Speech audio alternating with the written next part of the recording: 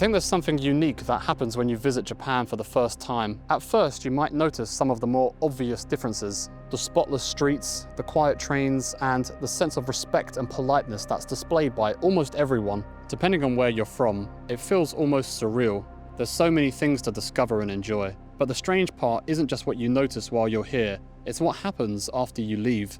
Many people visit once, realize a few weeks isn't enough, and start planning their next visit before they even get home. Sure, missing the freedom and break from responsibility during a holiday is normal, but what lingers after visiting Japan isn't just the end of a vacation for many. Some return home with a strange sense of dislocation, not just because the trip is over and their daily routines have crept back in, because something about the way that Japan functions forces them to see their own country from a different perspective, one that they may not have had the opportunity to get from visiting other countries.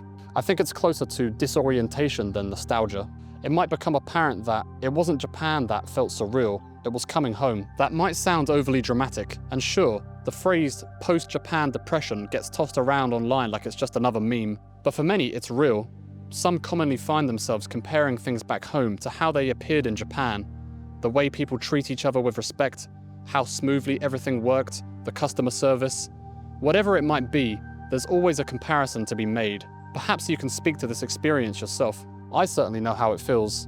After all, I decided to pack up my entire life and move all the way here purely based on a 2-week trip when I didn't really know much about Japan beforehand. How many places can have such a profound effect on you? What's even more surprising is how protective people can become of Japan. Not just the Japanese or foreign residents, but even short-term visitors, and sometimes people who've never even set foot here. With tourism rising, there have been plenty of recent examples, which I'm sure you are aware of, where even small disruptions to the social cohesion have sparked strong reactions, especially online. How many countries inspire that kind of cultural policing from complete outsiders? Of course, Japan isn't a perfect country, and it does have its fair share of faults and problems. It's not special in that regard, and for Japanese people, it's just normal for them. But for those looking in from the outside, there's something about how it works, how the small things add up to create a society that feels quietly coordinated. And that is one of the things that seems to capture people and keep them coming back. And of course, these surface level details matter. Feeling safe, being treated with respect, and knowing your train will always be on time. But is that really the core of what draws people in? Or is it something that runs a little deeper? Something that speaks less about Japan itself and more about what we desire as individuals? So what is it exactly that causes people to feel so different after visiting Japan?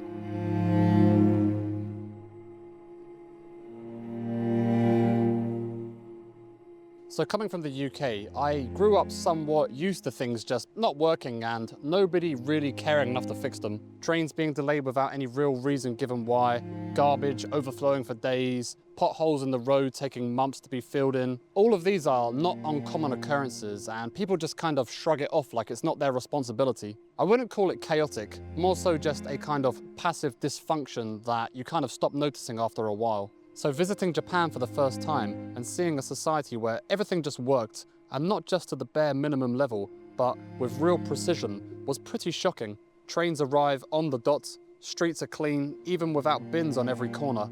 People line up, follow the rules, and collectively maintain the social cohesion. And if you're someone who is used to a kind of background level dysfunction, it can be pretty shocking to see this. Perhaps this is one of the many reasons why people come to quickly admire Japan. Not because it's a perfect country that doesn't have any problems, but because it's functional. And that's something that goes a long way, because when a society holds itself together at that level, everything else starts to feel more solid too. You start to feel a quiet sense of trust in the people around you. Personal safety becomes a bit of an expectation, and there's less need to feel on guard all of the time. Even in major cities, there's a kind of quiet calmness, like everybody's just agreed to not make everybody's lives harder than they already can be. All of these things aren't simply conveniences though. They tap into a deeper longing for stability, for a society that holds itself together. It's not some kind of utopia, it's just maintenance. And clearly, that is something rare in the modern world.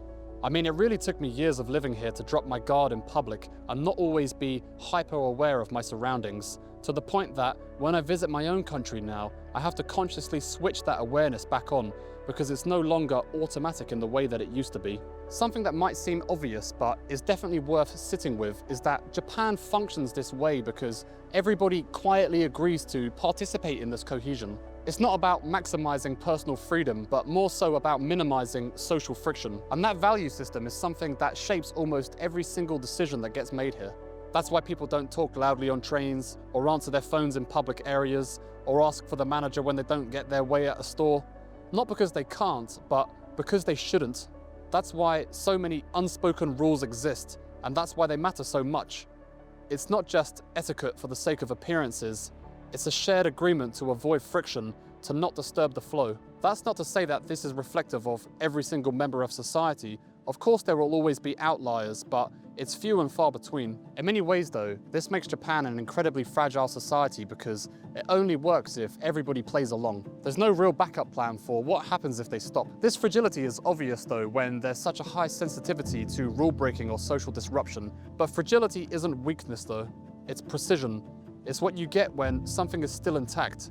It's the result of millions of quiet, often unspoken agreements. And that's why, when even one of them is broken, you notice. That's why even people who've never stepped foot in Japan find themselves calling out antisocial behavior online, even if they don't consciously acknowledge why it feels so wrong. This collective sensitivity to social disruption functions essentially as a protective mechanism, preserving the delicate balance that allows society to operate smoothly. It's not about enforcing stricter rules for the sake of control, but about maintaining a shared understanding of respect and consideration for others. When these norms are violated, the response isn't just about the act itself per se, but about the potential disruption to the societal fabric. Because in contrast, when dysfunction is the default, nothing feels disruptive. In the UK, most people don't even bat an eye when someone breaks the rules because almost everyone is doing the same in some way or another. And when there's nobody holding the line, what's the point of even calling anyone out? Japan's influx of tourism in recent years has highlighted this fragility more than ever. More and more people come here without understanding the social contracts that keep everything in place. Locals are polite, but their silence can often mask real frustration. It's not about disliking foreigners, it's about watching something carefully maintained start to crack under the pressure. Japan isn't perfect and it's not a utopia. There are very real problems here, but it still works, and in a world that can at times seem to be blurring together in noise and chaos, perhaps that's enough. But once you've seen what it looks like and experienced how it feels, you start to wonder, is the dysfunction that we experience back home something that we've all just agreed not to question? Maybe I'm just seeing what I want to see, and maybe this is just projection. But even if that's true, the feeling still lingers for many. That can be very eye-opening to some, which is why people often feel redefined in some sense after visiting Japan. But what is there to learn from all this? Is it just something to admire, or is it scratching the surface of something more? Because maybe the unsettling part isn't that Japan works, but the fact that we've gotten used to the places that don't. And deep down, maybe we've all just agreed not to ask why.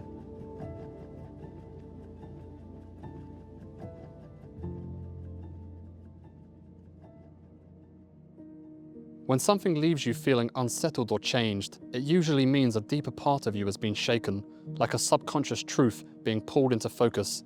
And for many, visiting Japan has that effect, that feeling that lingers long after the trip.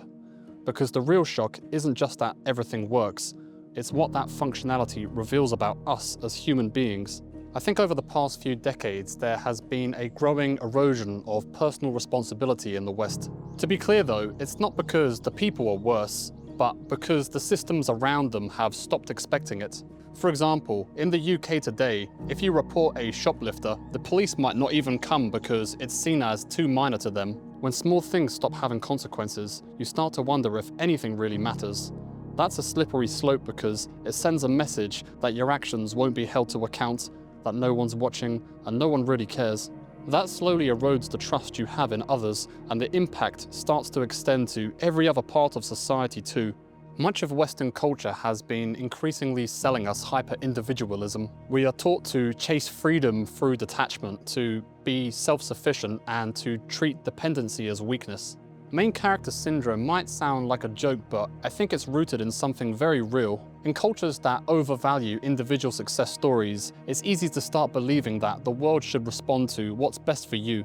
And a lot of what we see on social media only perpetuates these ideas. Then you come to Japan, There's a subtle ego inflation that can happen when you're clearly different in a homogeneous culture, and at first, it feels like confirmation. You stand out. Combine that with the distance created by the language barrier and the novelty of the experience, and it's easy to fall into the illusion that you're somehow special. But the truth is, it's not really about you. Japan's politeness can be easily misread as admiration or validation. Most of the time, it doesn't mean anything. In Japan, standing out isn't always seen as a virtue, and in fact, acting like you're the most important person in the room can be seen as immature. The idea that the nail that sticks out gets hammered down isn't just a saying, it's a social undercurrent.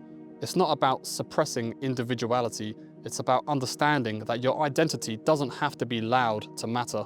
Being encouraged to stand out might sound empowering, but it can become exhausting if you have to chase validation instead of meaning. In contrast, Japan offers something quieter, almost humbling. The idea that it's okay to just be part of something, to belong, to contribute, that being reliable and considerate is enough, even admirable. You're not the star of the show, but the show works because of people like you. You learn that it's okay to just blend in, not because your individuality is being erased, but because you stop needing to feel like the center of everything. Responsibility brings purpose, and in the modern world, that's something that's missing from so many people's lives.